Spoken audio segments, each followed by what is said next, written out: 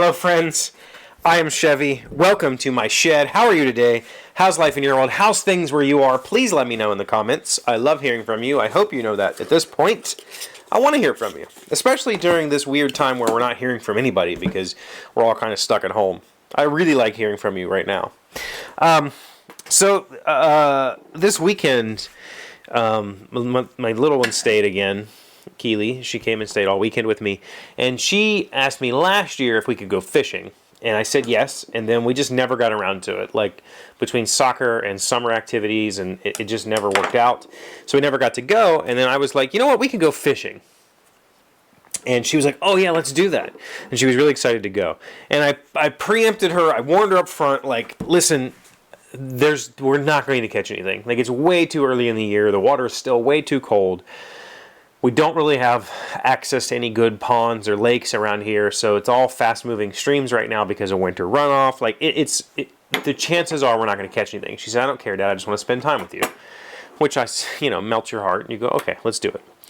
And so we went, and while we were out there, I texted Em, and she said, how's the fishing going? And I said, it's fine, like, we're not catching, we're fishing. I said, but that's okay, because I texted her, I told her, this used to be a huge part of my life. Like, it was a huge passion. And she said, I know, you've told me before. And I was like, oh, okay, well, I didn't know that. And it was. Like, fishing used to be a very, very big part of my life.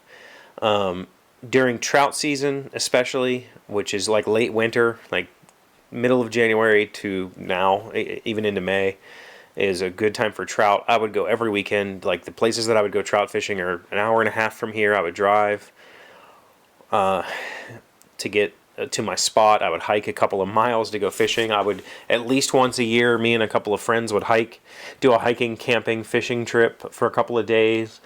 And if it wasn't trout season, I would go to some local streams with just a small rod and catch sunfish and rock bass and, some smallmouth, whatever's in those little streams.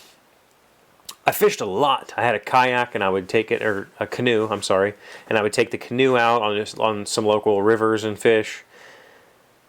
It was a big part of my life. And so this weekend, as I was fishing again for the first time, I hadn't been fishing in probably 5 years. I was just like, yeah, this is fine. Like, I had no passion for it. But I still enjoyed it. And that's cool, because the whole point of this whole story is, I think I've talked about it on this show before, but I've been the kind of person my whole life where I collect skills. And I get into something like fishing, and I do it a lot, and I get good at it, and then I just lose all my passion for it, and I stop. And I always thought it was a problem. At some point in my 30s, I realized that it's not necessarily the thing is not necessarily what I'm interested in. What I'm interested in is the journey, the research, the learning that goes into developing a new skill. I'm not interested in mastering skills. I've never wanted to be a thing, And I've told Em that before when she asked me, like, what do you want to do when you grow up? I'm 41. She asked me what I want to do when I grow up. And the answer is, I don't know. I don't, there's not a thing that I want to be. I want to be Chevee. And if I could figure out a way to get paid for that, that'd be cool. But so far it hasn't worked out. But the point is, I collect skills. I like to learn things. And then today I was on Hacker News, which is one of my favorite places to read up on tech stuff, programmer stuff. And there was an article about a guy saying, how do you see your way through a project? He says, I've started a lot of projects and I've never finished any of them. And in there, somebody referenced a book, which I don't remember what the book was called. If I remember, I will put a link to it in the description, but I don't remember what it was called. I looked it up, and I think it's been out of print for a while, but there was a quote in there, and I'm going to brutalize this quote because I didn't do any research before turning the camera on, but it was something along the lines of,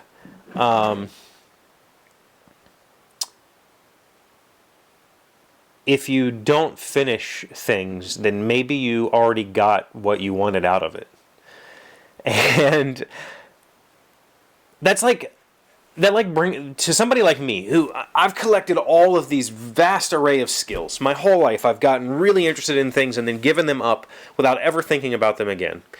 And I was so embarrassed by it because it felt wrong. Like I felt like nobody else does this. Everybody else has a hobby and that's what they do. I've had hundreds of hobbies and I've lost all of my care about them. But I think the reality is I got what I wanted out of it. You know, I could start a project and I get what I want out of it. I got the journey, I got the learning, I got the skill development, and then I'm done. And it explains a whole lot about who I am as a person. But it also gives me, I guess the word I want to say is closure on my personality. It gives me like a bit of a reprieve from myself. Instead of being mad at myself for not doing the things that I used to do, I can celebrate the fact that I already got what I wanted out of it. You know, I already got the thrill of learning. I don't need to see things all the way through all the time. Obviously, there's things I need to see my way through. You know, finishing a project in the shop, building something. I don't want to just stop building something and never finish it. But, you know, as far as like programming goes, or even art projects, or fishing, stuff like that, maybe I already got out of it what I wanted. Have you ever given up on something like that and thought, why don't I do that anymore, and never came up with an answer? I'm curious.